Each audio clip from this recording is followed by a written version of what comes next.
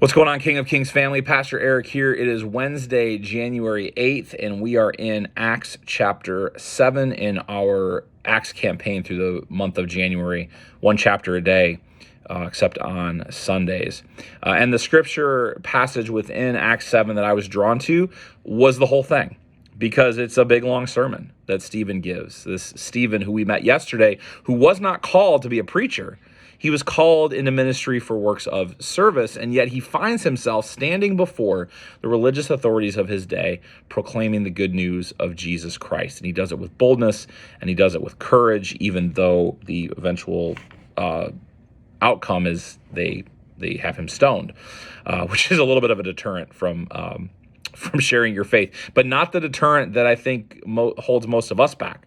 I said yesterday that each of us is going to have a moment in our lives where God will call us to share our faith, whether it's in our relationships with our children, whether it's in our relationships with our coworkers, whether it's in our relationships with our neighbors, that there's going to come a point where you will be called upon to share your faith. And I know for some people that's pretty anxiety producing, even though I said on Sunday that you and I are natural evangelists, and we know that when we just by what happens when we read a good book, or we eat a good restaurant, or we go see a good movie, we can't help but share it. We have the competency to be evangelists. And I think what holds us back is what didn't hold Stephen back. Stephen was bold and Stephen was courageous because Stephen knew the story. Stephen knew the ins and outs of God's relationship with God's people throughout what we now know as the Old Testament. Now, they didn't have it. That was just scripture then. They didn't have the New Testament when Stephen, because that was being written as Stephen was living. But he knew how God had interacted with God's people all the way up into the birth and life and death and resurrection of Jesus Christ. And so he was able to draw upon that the knowledge of that story, the immersion that he had in that story, to give him the confidence to then proclaim before these people. And I wonder if our hesitancy to share our faith is because we're just not immersed in the story. We're not immersed in the interactions of God and God's people all through the Old Testament and then into the New Testament. And we're not really articulate about how God has interacted in our lives and how God has shown up for us.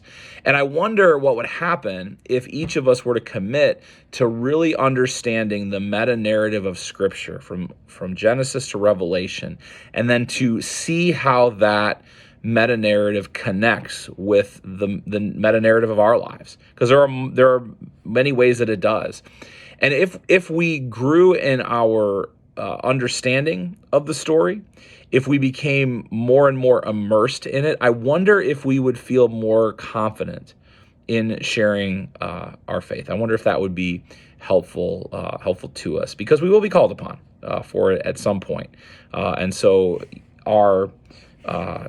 it would be very helpful for us to be immersed in that. And so my prayer and my challenge for you is that if you hear the word evangelism, and it immediately spikes your blood pressure 20 points, maybe that's a sign to go immerse yourself in the story, and more than just individual Bible verses and devotionals, and those are all great and good, but to really get immersed in the story of God and humanity, that God shows up in creation, that their humanity goes through a fall, but in Jesus there is redemption, and that God is working to restore everything to the way that it was intended to be. That is the meta-narrative of Scripture, and that we find ourselves in. And so get to know the story. And you're doing a great job of it if you're in our Acts campaign, that this will really help give you this piece, the piece of the story of God and us,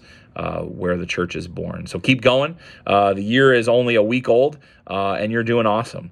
And so I'm grateful to be on this journey with you. All right, that's it. That's what I got for today, and we will see you tomorrow. God bless.